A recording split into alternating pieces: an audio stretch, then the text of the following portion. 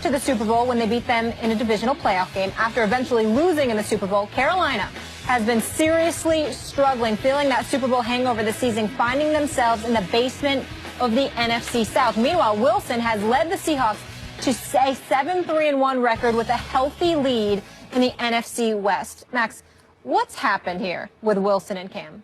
Well, the perception of them, I think. Look, this is what has happened, basically. When you go through adversity, when a team goes through adversity, a player does, people scrutinize them. They start to look for what's wrong.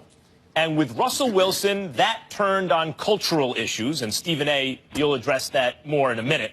And what people really want to know is, whether or not you fit into preconceived notions and stereotypes, what they want to ultimately know when they start asking questions about players is, are they authentic?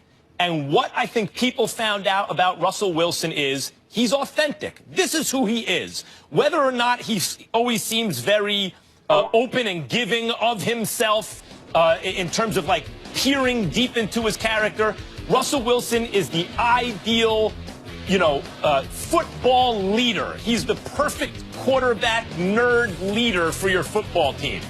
And so he passed that test. And now the Panthers are struggling, and Cam Newton's being scrutinized. A year ago, who wouldn't take Cam Newton over Russell Wilson? Though Wilson actually outplayed Cam in the second half of the year. Cam played so well over the course of the entire season, including the second half. He won the MVP. Younger, bigger, stronger, the whole thing. Who wouldn't have taken Cam Newton? But through adversity, people have scrutinized Cam Newton, and I think they've found, at least in the court of public opinion at the moment, Stephen A., maybe Cam is not as authentic a person as they would like him to be, in the sense that when he talks, you get the sense he's trying to say the right thing and not simply saying what's on his mind. At least that's a sense I get. And so he is judged at this moment less favorably than Russell Wilson. That's my analysis of what's happened with these two guys, so to speak. Well, I think it's a bit simpler than that. Russell Wilson's a winner. Cam Newton's trying to become one. Russell Wilson's a Super Bowl champion. Cam Newton has never won a Super Bowl champion. Russell Wilson has a 53-21-1 record as a starting quarterback and has never had a losing season in his career in the NFL.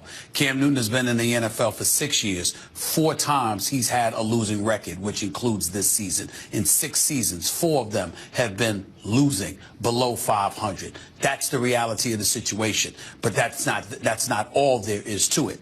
There was a point in time, and you brought up the authenticity of a Russell Wilson, where you looked at him and you just said, this is who he was. You actually had people who tried to insult him, talking about he wasn't black enough and all of this other stuff, whatever the hell that means, by the way, okay, which was just a ridiculous thing to say. I also think that, ultimately it was a situation where I noticed they haven't questioned that since he hooked up with Sierra. That's a different story for another day. He's very, very happy these days, and that definitely helps. But in the end, it also comes down to Cam Newton in this regard. Cam Newton had a ball when he was winning. He was dabbing and doing his thing or whatever, as justified as he was in doing so. Whether it's the Super Bowl thing that you poo-pooed and said wasn't a big deal, he should have just jumped on the ball when it was on the field. We pointed it to his post-game behavior because it was residue from what transpired throughout the season. Celebrating on the sidelines, being a guy that's very, very enthusiastic and vibrant and all of these different things when he's winning, certainly not nearly as much when he's losing. And so you see the roller coaster of emotions that Cam Newton has gone through in his career, and you look at Russell Wilson as a model of consistency. He just seems to be consistently who he is. A lot of people view that and view that as contributing to the level of success that he's been able to enjoy, whereas they look at Cam Newton, sometimes he seems to be a great, great dude and a champion. I happen to think he's a wonderful dude, but to a lot of other people, he comes across as a baby at times, spoiled, and not sad, but melancholy in his own way that serves as a detriment to his own prosperity. I happen to believe Dave Gettleman has a lot to do with that, because when you let Josh Norman go and you have nothing to replace him and your defense suffers because of it, that puts more pressure on Cam Newton and the offense and what have you. But that doesn't mean that's how other people view it. So again, ultimately what it comes down to is Russell Wilson's a winner. Cam's trying to be one. You know, Russell Wilson is a man, and a lot of people look at Cam Newton as somebody who's maturing to a level that Russell Wilson is already at. We had a debate before the season started. Is Cam Newton tier 1 or tier 2? I said tier 1, you said tier 2. I think a lot of that comes down to when you ask that question of someone, how do they perceive what's going on? Do they take into account the trajectory of someone's career, or do they want to rely more heavily on resume because the present moment is uncertain, and so without more evidence, you rely on what's already happened time and again? I chose the former, the trajectory. You chose the latter, the resume. And right now, you look pretty good on that one as it relates to Cam. And I think the same thing can be applied to Russell Wilson. When you ignore it seemed last year that Russell Wilson had maxed out how good he was going to be. In the second half, he was as good as he could possibly be. And so Cam was that good, and he was going to get better. But what happened was, you know, the culture around Cam, the team around him didn't get better, and he didn't contribute to that getting better. And so maybe last year was the best we will ever see Cam Newton. And yet Russell Wilson, steady as she goes, is still that same guy playing hurt all year behind a bad offensive line. But the guy that you look at and you say, you can rely on that guy. And I think that goes back to the authenticity of the individual and how we react to him. Russell Wilson has been tested that way time and again and has showed what he is, the ideal quarterback football leader nerd, and that's who you want for your team.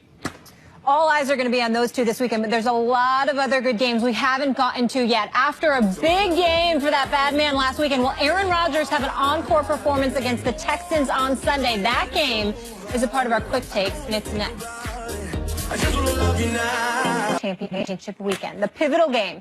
This championship weekend is tonight in the Pac-12 as Colorado takes on the current 4 seed, Washington. Also, huge current 3 seed, Clemson, will face Virginia Tech in the ACC championship. A loss could knock either of these teams out and leave room for another Big Ten team. Michigan, Wisconsin, and Penn State are currently waiting in the wings at 5, 6, and 7, respectively, in the rankings. Will Kane back with us for this conversation. But Max, let's start with you. How do you see this playing out? Who will be the final 4 teams? Top 4 teams. I mean, like right now. Yeah, right now. Obviously Alabama, right? Mm-hmm.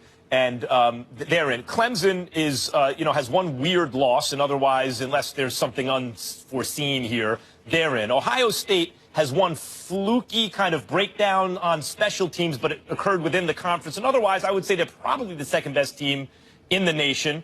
And then finally, Washington. And if you want to start splitting hairs, if you think it comes down to that, Pac-12 should be represented. And in addition to all that, by the way, pro-level defense in Alabama, great quarterback in Watson, kind of blue-collar Big Ten stuff in Ohio State, and high-flying offense in Washington. Did I say that already? Mm-hmm. The point is, you also have an entertaining kind of mix of everything, in addition to them belonging there on the merits. Stephen A., what do you think? I believe the top 4 teams that you see in there will remain the same if Washington wins convincingly tonight. If they don't win convincingly, if they don't win convincingly or Colorado ends up actually winning the game, I think that's going to be an excuse for the committee to put Michigan in there. I think of the bottom 4 teams, the only team that has a chance of squeezing into the top 4 is Michigan because of Harbaugh and Michigan and Style Point, all of that stuff. No matter what they say, I believe in their heart of hearts, they want Saban, Urban Meyer, Clemson with Dabo, along with Jim Harbaugh in that Final 4 for the college football playoffs. They just can't justify leaving Washington out if Washington wins convincingly over Colorado. But if they lose to Colorado or they look bad in a win, the committee has already been on the record stating it was by a nose that Washington was in the top 4 to begin with over Michigan after Michigan had lost to Ohio State. I think they want Michigan in there. I think they're looking for an excuse to put Michigan in there. And I think that Washington not only has to win tonight, but they've got to do it convincingly. It ain't just about the win. It's not just about the W. They've got to win style points tonight. Otherwise, the committee is going to put two Big Ten teams up in there, none of whom are going to be Penn State, no matter what happens in the Big Ten title game. I think if the committee jumps Washington, if they take a one-loss Washington team to put Michigan in, or for that matter, even if Washington loses and they jump the Big Ten champion to put Michigan in, you could look at an all-out rebellion in college football where the champion in the Pac-12 or the champion in the Big Ten don't matter. Now, there's one good argument to me. Will. There's one good argument, and I think you alluded to this, for why Michigan should be in. And that ultimately, this needs to be entertaining. This college football playoff needs ratings. It needs to look good, and for ratings, you need laundry and storylines, not unlike the Dallas Cowboys, by the way, and Michigan represents that. That Michigan-Ohio State game, one of the highest-rated games since, what is it? I believe it's like in a decade. One of the highest-rated college football games, and I guarantee you that committee is salivating at the thought of Michigan as one of the Final Four teams. But in terms of who should be, like who deserves it based upon play on the field, there's no way Michigan should get in. If Washington loses, you have to take the Big Ten champion. You just have to reward conference champions. And by the way, Molly, Max, Stephen, I believe this. If there's chaos, and if Clemson and Washington lose, I still don't go to Michigan, because I can't see a scenario where you put 3 Big Ten teams in. I think in that scenario, you put the Big Ten champion in, and I believe if Oklahoma State beats Oklahoma, you should reward a team that was unjustly handed an L. Oklahoma State beat Central Michigan. That was a game that was called incorrectly, and if subjectivity is involved, I'm glad you brought that up. The committee has a right to correct an injustice, and it should be the Oklahoma State Cowboys as that 4th team. Will, listen, I'm glad I thank you for bringing that up, because I want to address it. That is nonsense, and I'm going to tell you why that's nonsense. It's a one-loss team. Stay with me, stay with me. I totally agree with you. They should have won the game. Will Kane. Yes. It was Central Michigan. It should have never came down to one damn play. That's true, You got Stephen to A. be kidding me. I get that. Look, that's all I'm saying. But You're listen, right about the outcome. But Central, come on, Will. But I get it. You're going to let yourself be in that position? Listen to this. If that game was correctly adjudicated, if it's a W on Oklahoma State's record, you and I don't sit here and talk about a tight game against Central Michigan. It's just another W on Oklahoma State's record. You wouldn't be looking back. You'd be saying, how does this one-loss team stack up against these 2-loss teams? Wait a minute. You're right. I'm not refuting that. What I'm saying is because it did happen, it reminded us that you actually had that damn school on your schedule. How dare you, if you're trying to compete for a national championship, schedule that week game, Will, I have which a question. obviously didn't end up being weak. And then Michigan, Max, before I go to you, then Michigan, Will, and Max. Here's the deal, Will, and this is what you're missing. I get what you're saying, and in theory, I feel the same way that you do.